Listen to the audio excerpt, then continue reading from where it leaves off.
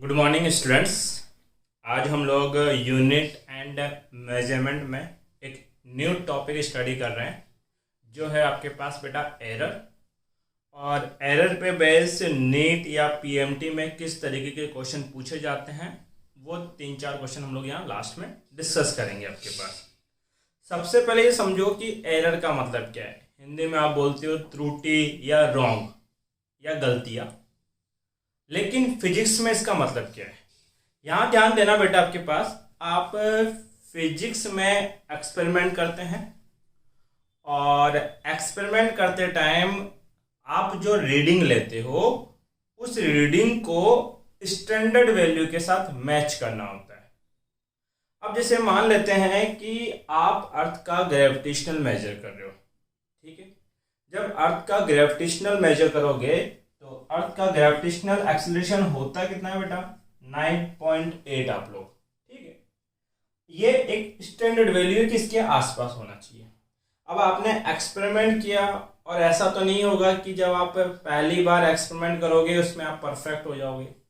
Perfect होने में time लगता है उस चीज़ के अंदर। परफेक्ट होने के लिए कुछ आपको गाइडनेस दी जाती है कि इस प्रिकॉशंस को या इस बात को आप फॉलो करो तो आप मोर क्लोज पहुंच पाएंगे स्टैंडर्ड वैल्यू के। तो आप क्या करते हैं बेटा, जब भी हम एक्सपेरिमेंट करते हैं तो उसकी एक सिंगल रीडिंग नहीं लेते, उसके 5-7 रीडिंग लेते हैं।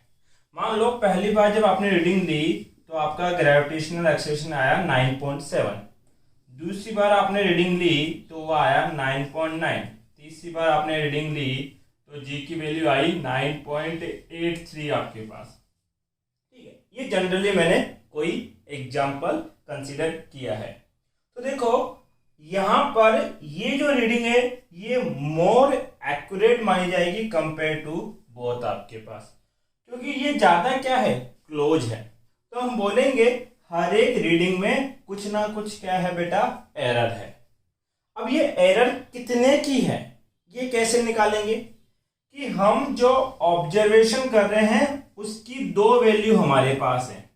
एक तो बेटा उसकी क्या है आपके पास, ट्रू वैल्यू, और दूसरी आपके पास है बेटा मेजर्ड वैल्यू आपके पास। तो हमेशा आपके पास कितना डेटा होगा बेटा, 2 डेटा होगा। एक होगा ट्रू वैल्यू, एक होगा मेजर्ड वैल्यू। जहां ट्रू वैल्यू नहीं होगी वहां हम ट्रू वैल्यू की जगह क्या निकालेंगे बेटा, मीन वैल्यू। आपके पास जो मीन वैल्यू है वो ही किसका काम करेगी, ट्रू वैल्यू का काम करेगी आपके लिए। तो हम बोले कि पहली रीडिंग में कितने की एरर है, तो आप बोलोगे ट्रू वैल्यू होती है 9.8, पहला रीडिंग आपके पास है 9.7, दैट इज एरर इज 0.1। इसका मतलब किसी भी सेटअप की अगर ट्रू वैल्यू या मीन वैल्यू में से उसकी मेजर्ड वैल्यू को सबट्रैक्ट किया जाए या इन दोनों का डिफरेंस निकाला जाए, क्या निकाला जाए बेटा, डिफरेंस, तो वो डिफरेंस ही क्या बोला जाता है बेटा, एरर बोला जाता है। तो हमने बोला एरर इन मेजरमेंट का मतलब क्या है, the difference between measured and true value of a physical quantity is called error. इसको एरर बोलेंगे हम लोग। अब एरर कई सारे तरीके की हो सकती है किसी सेटअप के अंदर। सिस्टमैटिक एरर हो सकती है, रैंडम एरर हो सकती है, ग्रॉस एरर हो सकती है आपके पास। एक्चुअल में क्या इनकी डेफिनेशन कोई नहीं पूछता, बट दिमाग में होना चाहिए आपके कि एरर कितने टाइप के होंगे। अब सिस्टमैटिक एरर जो सिस्टम में हो, इसको एक्सपेरिमेंट के परफॉर्म करने में जो आपके पास एरर होगी उसको बोला जाएगा सिस्टमैटिक एरर। इस सिस्टमैटिक एरर के कुछ सब पार्ट है। इंस्ट्रूमेंट, मान लो जो आप प्रैक्टिकल कर रहे हो उस प्रैक्टिकल में जो इंस्ट्रूमेंट आप काम में ले रहे हो, अगर उसी में किसी तरीके का कोई एरर है तो उस एरर को क्या नाम दिया जाएगा, इंस्ट्रूमेंटल एरर। दूसरा है बेटा पर्सनल एरर। पर्सनल एरर मतलब कि जो ऑब्जर्वेशन करने वाला है अगर वो कोई एरर कर देता है, अब वो किस तरीके से एरर कर सकता है उस बात पे ध्यान दो। एक्चुअली में क्या होता है कि आपने स्केल देखा है बेटा, ये स्केल है, ये सेंटीमीटर के कॉलम होते हैं और बीच में क्या होता है, डेसिमल, मतलब कि आपके पास डेसिमल नंबर के अंदर होगा। तो ये सेंटीमीटर है बेटा आपके पास। अगर आप प्रॉपर 90 डिग्री इसके ऊपर आके देखोगे तो प्रॉपर रीडिंग ले पाओगे लेंथ के मेजरमेंट में। मान लीजिए मुझे ये लेंथ मेजर करनी है, ठीक है। अगर कोई प्रॉपरली ऊपर से आके देखेगा तो बोलेगा ये 3.5 सेंटीमीटर है। कोई अगर लेफ्ट व्यू देखे, मतलब वो ऊपर से आके ना देखे और ऐसे थोड़ा तिरछा होके देखे, तो उसको एक लाइन कम दिखाई पड़ेगी हमेशा, वो होगी 3.4। कोई राइट से अगर इसको फोकस करेगा तो उसको दिखाई देगा 3.6। इसीलिए आपने 10th में ज्योमेट्री पढ़ी होगी, 9th और 10th के अंदर आपको टीचर बोलते हैं कि 5 सेंटीमीटर का लाइन बनाओ, उसके ऊपर 60 डिग्री का एंगल बनाओ। फिर टीचर आपका क्रॉस चेक करने आता है, किसी बच्चे का सही आता है, किसी का 60 डिग्री बनाने के लिए बोलते हैं, वो 59 डिग्री बना देता है। उसको 60 डिग्री बनाने के लिए बोला गया, वो 61 डिग्री का बना देगा एंगल आपके पास। तो एक्चुअल में क्या है कि उसके ऑब्जर्वेशन व्यूइंग एंगल पर डिपेंड करता है कई बार, ये सिंगल 1 डिजिट का डिफरेंस। तो ये एरर कर कौन रहा है, जो एक्सपेरिमेंट कर रहा है वो पर्सन कर रहा है, तो इसको बोला जाएगा बेटा क्या, पर्सनल एरर। कुछ होती है इंटरनल सोर्सेस की वजह से एरर। मान लीजिए आप एक एक्सपेरिमेंट कर रहे हैं और उस एक्सपेरिमेंट में मान लो आप लोगों को वाटर का स्ट्रीम पॉइंट कैलकुलेट करना है। तो आप क्या करते हो, एक बीकर लेते हो, बीकर के अंदर आपने 2 लीटर पानी डाला, नीचे से बर्नर को ऑन किया और ऊपर कैप लगा दिया आपने, ठीक है। अब होगा क्या कि आप ये कैलकुलेट करना चाहते हो कि उसको बॉईल करने में कितनी एनर्जी लगी आपके पास। उसके लिए आपको उसका टेम्परेचर मेजर करना पड़ेगा। मान लो 10 मिनट बाद वो वाटर बॉईल होना शुरू हो जाता है। उसका टेम्परेचर मेजर करने के लिए आप थर्मामीटर लेते हो, उसकी कैप हटाते हो, उसमें डालते हो। जब आप कैप को हटाकर थर्मामीटर इन करोगे तो उस ड्यूरेशन के अंदर कुछ स्टीम, कुछ भाप बाहर निकल जाएगी, जिसकी वजह से उसका ओवरऑल टेम्परेचर कुछ सेकंड के अंदर थोड़ा सा रिड्यूस हो जाएगा। अब मान लो आपने थर्मामीटर से मेजर किया 100 डिग्री सेंटीग्रेड, उसको स्टीम पॉइंट के साथ होना चाहिए था 102 डिग्री सेंटीग्रेड, लेकिन ये आपने मेजरमेंट करते टाइम जो कैप रिमूव करी, ये इसका इंटरनल सोर्स था कि हटाते ही उसका टेम्परेचर कुछ क्या हो गया बेटा, कम हो गया आपके पास, ठीक है। तो इस टाइप के इंटरनल सोर्सेस होते हैं। एक्सटर्नल सोर्सेस कैसे, अगर मैं आपको क्या करता हूं, 2 अलग अलग एनवायरनमेंट में बोलता हूं। एक बार बोलता हूं कि 2 लीटर पानी को बॉईल करने में कितनी एनर्जी लगेगी, और आप ये वाला एक्सपेरिमेंट करते हो बेटा मान लो समर के अंदर, गर्मियों के अंदर, ठीक है। फिर उसी 2 लीटर पानी को मैं बॉईल करने में कितनी एनर्जी लगेगी ये कैलकुलेट करवाता हूं आपसे विंटर के अंदर, सर्दियों के अंदर आपके पास। तो आपको पता है कि गर्मी के अंदर एनर्जी कम चाहिए क्योंकि पानी पहले से कुछ गर्म होता है, और एनर्जी कम लगेगी एक्सटर्नल एनवायरनमेंट की वजह से, क्योंकि एनवायरनमेंट हॉट है तो जल्दी गर्म हो जाएगा। सर्दियों के अंदर पानी लेट से गर्म होगा आपके लिए, तो वहां आपको एनर्जी ज्यादा प्रोवाइड करनी पड़ेगी। अब यहाँ देखो ये जो डिफरेंस आएगा एनर्जी का, ये किसकी वजह से आ रहा है बेटा, एक्सटर्नल सोर्स की वजह से। तो यहाँ कैलकुलेशन में या मेजरमेंट में जो एरर होगी उसको बोला जाएगा एक्सटर्नल सोर्स की एरर। एक होती है बेटा कांस्टेंट एरर। मान लीजिए किसी बच्चे का स्केल जो है 0.1 सेंटीमीटर आगे से टूटा हुआ है, किसी बच्चे का स्केल 0.1 सेंटीमीटर आगे से क्या टूट गया, ब्रेक हो गया। अब वो बच्चा क्या करता है, इसी स्केल को यूज करता है बार बार। जब उसको 3.5 सेंटीमीटर मेजर करेगा तो एक्चुअली में उसने मेजर कितना किया गया होगा, 3.4। जब उसको बोला जाएगा कि 3.9 मेजर कर भैया, तो वो एक्चुअल में कितना मेजर करेगा अपने स्केल से, 3.8। मतलब कि हर बार हर रीडिंग के अंदर 0.1 की एरर प्रेजेंट होगी, और ये हर एक रीडिंग के अंदर होगा। तो ऐसी एरर को क्या बोला जाएगा बेटा, कांस्टेंट एरर।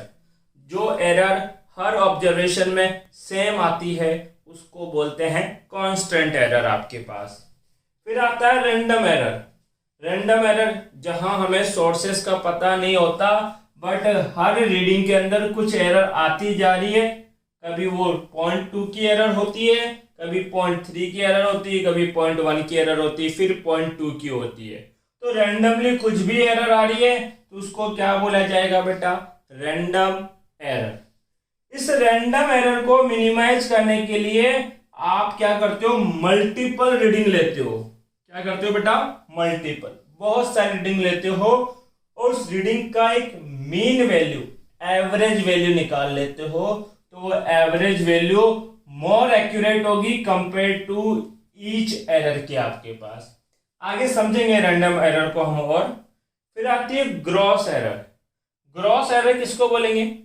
मान लीजिए आपने एक्सपेरिमेंट कर लिया, रीडिंग भी ले ली, लेकिन इस रीडिंग के ऊपर आपको कुछ कैलकुलेशन करनी है और कैलकुलेशन में आपने कोई मिस्टेक कर दी, तो वो एरर किस में रखी जाएगी बेटा? ग्रॉस एरर के अंदर। तो कैलकुलेशन बेस्ड जो एरर होती है वो होती है ग्रॉस एरर। फिर मान लीजिए कि जो बंदा वहां पर कैलकुलेशन कर रहा है या जो रीडिंग ले रहा है उसका फोकस नहीं है, उसका ध्यान कहीं और है।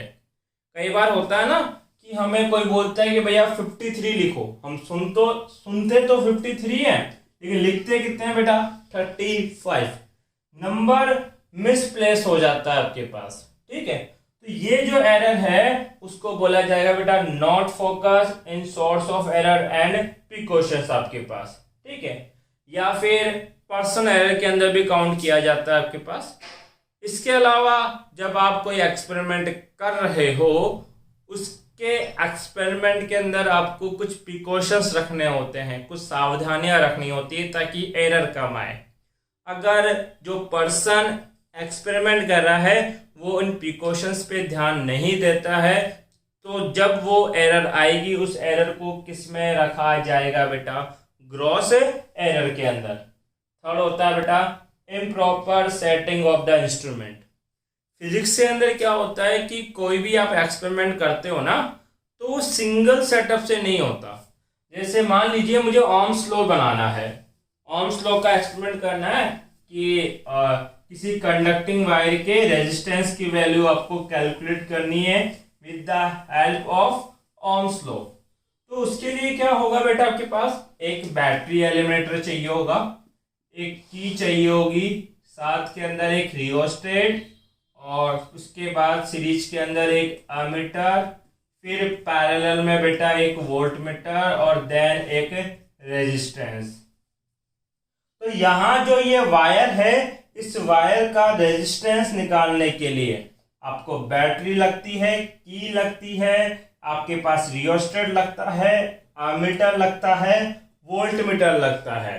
अगर कोई ऑब्जर्वर जो है वो इसकी रीडिंग लेते टाइम अगर इन इंस्ट्रूमेंट को प्रॉपर तरीके से अटैच नहीं करता है तो तब इसकी रीडिंग के अंदर कुछ एरर आएगी और उस एरर को क्या बोला जाएगा बेटा? ग्रॉस एरर बोला जाएगा। ठीक है, तो हमें यहाँ पे याद क्या रखना है? हमें याद रखना है कि एरर का मतलब क्या है। सीधा सा मतलब है कि आपकी मेजर्ड वैल्यू और ट्रू वैल्यू का जो डिफरेंस है that difference is called error. इसी को एरर बोला गया है। आपको बोला जाए एरर कितने टाइप की तो आप बोल सकते हो सिस्टमैटिक एरर, रैंडम एरर और ग्रॉस एरर होती है आपके लिए। यहां सिस्टमैटिक एरर कितने टाइप की हो सकती है?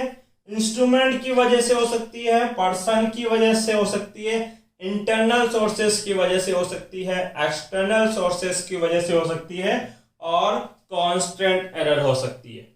रैंडम एरर जिसका कुछ आता पता नहीं है लेकिन हर रीडिंग के अंदर रैंडमली आई जा रही है उसको रैंडम एरर बोला जाए। अगर आपसे पूछ ले कि रैंडम एरर को कैसे हटाएंगे तो हम बोलेंगे मल्टीपल रीडिंग लेंगे, उससे सेटअप की क्या लेंगे? बहुत सारी रीडिंग, और उन सब रीडिंग का क्या निकाल देंगे? Mean value. तो जो वो मीन वैल्यू होगी उसके अंदर रैंडम एरर कम हो जाएगी, रिड्यूस हो जाएगी। ग्रॉस एरर में किस एरर को रखा जाता है? अगर कैलकुलेशन में आपने रॉन्ग वैल्यू यूज करी है तो वो ग्रॉस एरर के अंदर आती है। आप अगर एक्सपेरिमेंट करते टाइम प्रिकॉशंस और सोर्स ऑफ एरर का ध्यान नहीं रखेंगे तो उसको भी ग्रॉस एरर में लिखा जाएगा आपके पास। और अगर जो इंस्ट्रूमेंट है उनको प्रॉपर तरीके से कनेक्ट नहीं किया जाए तो वो भी किस में आती है बेटा, ग्रॉस एरर में। ये जी है बेटा, जी आपके पास। ठीक, तो यहां तक एक बार आप बेटा स्क्रीनशॉट लें इसका।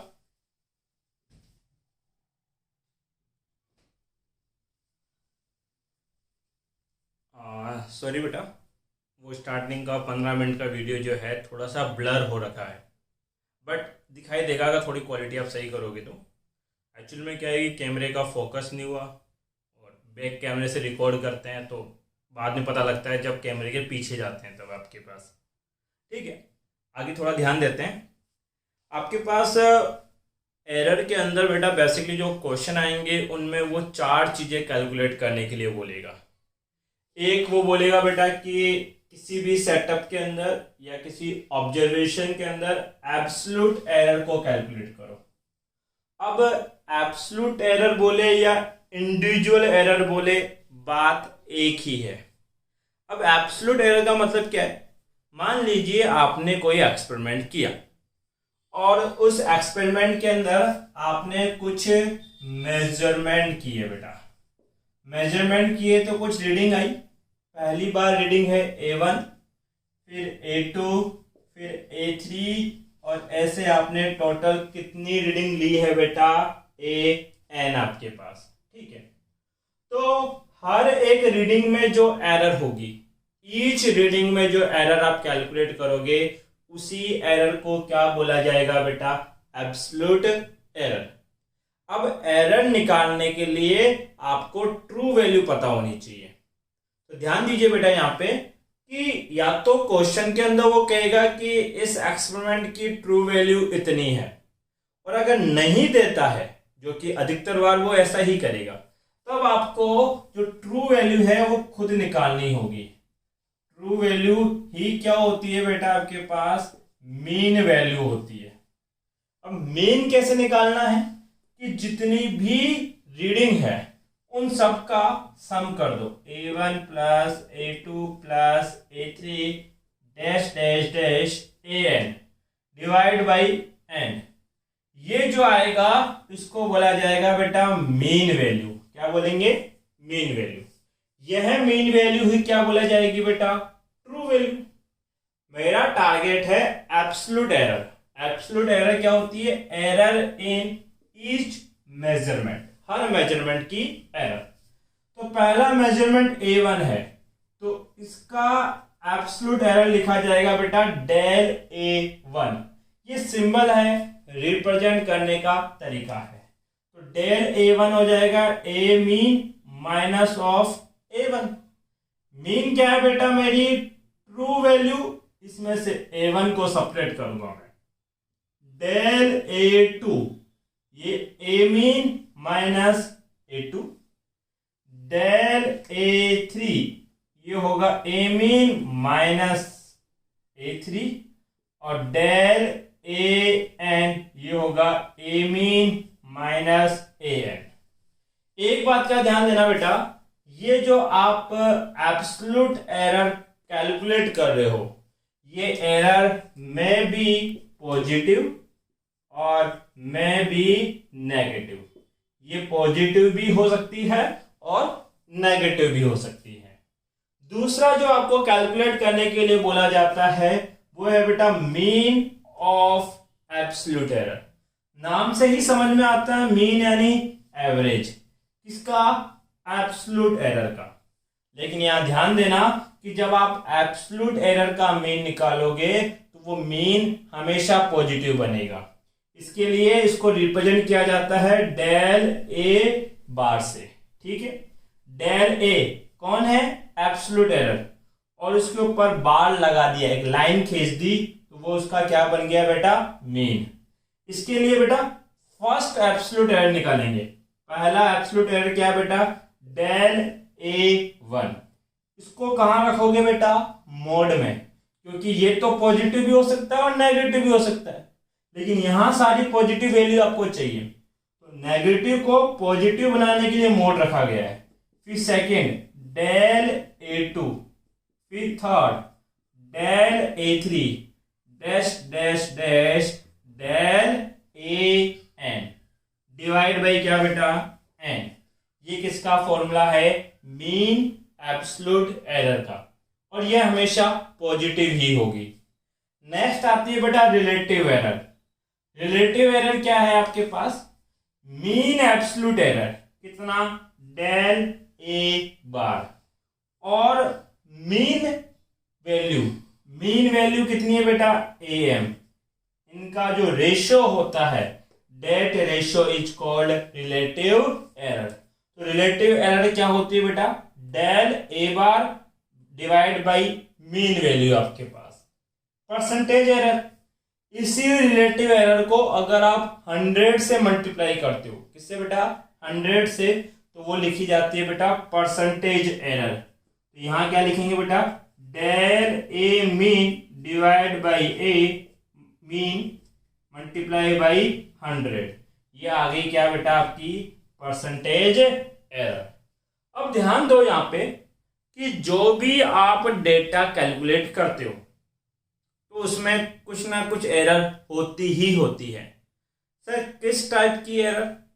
जैसे मान लीजिए आपके 10th के रिजल्ट आने से पहले आपको उम्मीद होगी, मान लो कि किसी बच्चे को अभी उसने 10th का पेपर दिया, उसका रिजल्ट आने में टाइम है, तो कोई उससे पूछता है बेटा 10th में कितने % आ जाएंगे, तो उसको एक्यूरेट नहीं पता कि कितनी बनेगी, लेकिन वो लगभग बताएगा।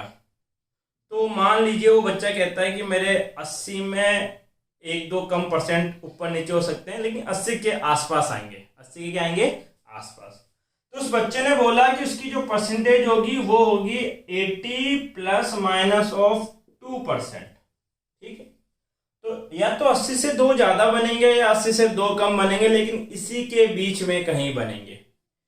ये जो आपने ±2% का मार्जिन लेके चल रहे हो, डेट इज कॉल्ड टॉलरेंस। इसको टॉलरेंस बोला जाता है कि इतने का ऊपर नीचे हो सकता है इस वैल्यू के अंदर आपके पास। तो ऐसे ही आप मार्केट में कोई भी चीज लेने जाते हो तो वो परफेक्ट नहीं होती, उसमें कुछ % ऑफ क्या होती है बेटा? एरर।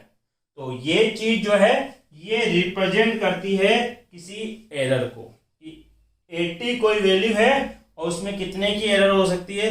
2% की। वो एरर पॉजिटिव भी हो सकती है और नेगेटिव भी हो सकती है।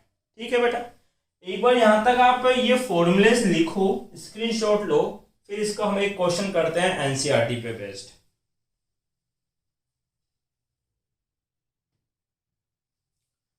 देखिए बेटा, एनसीईआरटी का एक एग्जांपल है कि एक पेंडुलम जो है वो ऑक्सिलेट कर रहा है, तो उसका जो ऑक्सिलेशन टाइम पीरियड है उस टाइम पीरियड को मेजर्ड किया गया। तो उस मेजरमेंट की कुछ रीडिंग है। पहली रीडिंग है 2.63 सेकेंड, दूसरा है 2.56 सेकेंड, 2.42, 2.70 एंड 2.80 सेकेंड। हमें ये 5 पैरामीटर यहाँ कैलकुलेट करने हैं। अगर मैं इसकी सॉल्यूशन की बात करूं, सबसे पहले मुझे निकालनी बेटा एब्सोल्यूट एरर। एब्सोल्यूट एरर मैं तब निकाल पाऊंगा जब मैं मीन वैल्यू निकालूं। तो सबसे पहला काम क्या करना है आपको? मीन वैल्यू निकालनी है। मीन वैल्यू निकालने के लिए अब ये टाइम पीरियड है, इसलिए मैं टी से रिप्रेजेंट कर रहा हूं। तो पहली रीडिंग है 2.63, 2.56, 2.42, 2.70, 2.80, 1 2 3 4 5 डिवाइड बाई 5। इन सब का सम करना बेटा आप लोग। ये सम आएगा आपके पास 13.12 डिवाइड बाई 5, और इनको सोल्व करोगे तो ये आएगा बेटा 2.62 सेकेंड। इसका मतलब कि 2.62 क्या है बेटा? इसकी मीन वैल्यू आपके पास है। हमारा पहला मोटिव क्या है बेटा? एब्सोल्यूट एरर निकालना। टोटल कितनी रीडिंग है बेटा? 1 2 3 4 5, तो 5 एब्सोल्यूट एरर होगी। फर्स्ट एब्सोल्यूट एरर होगा डेल्टा T1। एब्सोल्यूट एरर क्या होती है बेटा? Mean value minus measured value. अब मीन वैल्यू है बेटा 2.62 और फर्स्ट मेजर्ड वैल्यू है 2.63, ये हो जाएगा 0.01। कैसा बेटा? माइनस का। सेकंड एब्सोल्यूट एरर क्या होगा बेटा के पास? 2.62 माइनस ऑफ 2.56 आपके पास, यहां एरर होगी 0.06 की। थर्ड क्या होगी बेटा के पास? 2.62 माइनस 2.42 आपके पास, यहां एरर है 0.20 की। फोर्थ क्या है बेटा के पास? 2.62 माइनस 2.70 आपके पास, यहाँ एरर है बेटा माइनस के 0.08 की आपके पास। फिफ्थ क्या है बेटा? 2.62 माइनस ऑफ 2.80, इसको सिंप्लीफाई करोगे तो माइनस का 0.18 आपके पास। तो ये आपके पास क्या है बेटा? एरर्स है। यहाँ एक छोटा सा मिस्टेक है, यहाँ 71 है बेटा टोटल में, तो ये एरर कितने की है बेटा? 9 की आपके पास। ठीक है, एक बार और क्रॉस चेक कर लेता हूँ। पहली एरर है 0.01, सेकंड है 0.6, 0.20, माइनस का 0.09 और माइनस का 0.18। हमें बी पार्ट क्या निकालना है बेटा? Mean absolute. मीन एब्सोल्यूट को हम किसे लिखेंगे बेटा? डेल्टा टी के बार से। मीन एब्सोल्यूट निकालने का तरीका क्या है कि जितनी भी एब्सोल्यूट एरर आई है उनका पॉजिटिव वैल्यू लिखना है। तो पहला 0.01, 0.06, 0.20, 0.09 और 0.18। डिवाइड बाई क्या करेंगे बेटा? 5। ठीक है, इसको सोल्व करेंगे तो ये आएगा बेटा 0.11 सेकेंड। ध्यान देना बेटा, ये सारे के सारे डिजिट 0.2 के बाद, मतलब कि पॉइंट के बाद 2 डिजिट तक राउंड ऑफ करके लिखे गए हैं यहाँ पे। ठीक है, ये क्या आ गया बेटा आपके पास? Mean absolute. अगला फोर्थ क्या निकालना है बेटा? Third relative error. तो आपको पता है कि रिलेटिव एरर क्या होती है बेटा? आपके पास plus minus mean absolute error delta T divide by mean value. अब डेल्टा टी की वैल्यू बेटा कितनी है? 0.11 और मीन वैल्यू है 2.62। इसको आप लोग सिंप्लीफाई करेंगे तो ये आएगा बेटा approximate 0.04। D part percentage error बेटा आपके पास। तो परसेंटेज एरर क्या होता है? रिलेटिव एरर को अगर 100 से मल्टीप्लाई कर दो, 0.04 मल्टीप्लाई बाई 100, तो परसेंटेज एरर कितना है बेटा? 4%। अब इस बात को समझो, express the result in proper form. Error को प्रॉपर तरीके से कैसे एक्सप्रेस करना है आपको, तो वो क्या है बेटा आपके पास? 2 मेथड है। पहला है एरर इन रिलेटिव फॉर्म या एक्सप्रेस इन रिलेटिव एरर। तो इसको रिलेटिव एरर के टर्म में कैसे एक्सप्रेस किया जाएगा? तो मेथड क्या होता है बेटा आपके पास? जो कौन सी वैल्यू आपके पास बेटा? Mean value. मीन वैल्यू आपके पास कितनी है? 2.62 आपके पास, 2.62। फिर प्लस माइनस ऑफ क्या लिखा जाएगा बेटा आपके पास? Absolute error. Express in mean absolute error. Absolute error है बेटा 0.1, पहला है। दूसरा बेटा हम करते हैं इसको एक्सप्रेस इन परसेंटेज। परसेंटेज के टर्म में अगर एक्सप्रेस करना होगा तब क्या लिखा जाएगा बेटा के पास? 2.62 प्लस माइनस ऑफ 4%। ठीक है, या कई बार इसको रिलेटिव एरर के टर्म में भी एक्सप्रेस किया जाता है। रिलेटिव एरर के टर्म में अगर एक्सप्रेस करना होगा तो 2.62 प्लस माइनस ऑफ क्या लिखेंगे बेटा 0.04 आपके पास। तो ये एक्सप्रेस करने का तरीका है, वो आपको क्वेश्चन में बोलेगा कि एब्सोल्यूट एरर के टर्म में एक्सप्रेस करो, परसेंटेज एरर के टर्म में क्या करो, एक्सप्रेस करो क्वेश्चन को। तब इस तरीके से हमेशा फर्स्ट डिजिट जो होगी वो क्या होगी बेटा, इसकी मीन वैल्यू, और फिर जिस टर्म में एक्सप्रेस करना है उसको उसके पीछे लगाया जाएगा आपके पास इन टर्म्स ऑफ टॉलरेंस। इस एग्जांपल का स्क्रीनशॉट लो बेटा।